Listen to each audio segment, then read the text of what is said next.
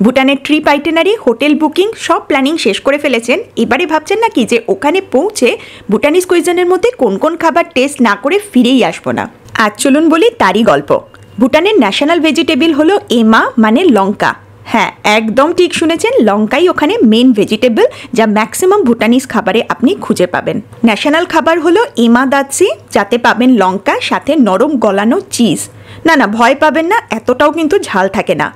এরপর ট্রাই করুন বিখ্যাত কেওয়া দাৎসি, মানে আলুর সাথে নরম গলানো চিজ।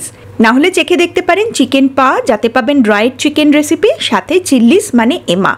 না হলে চলে আসুন চিকেন মারু খেতে, যাতে পাবেন গ্রেভি চিকেন, সাথে থাকবে প্রচুর সবজি।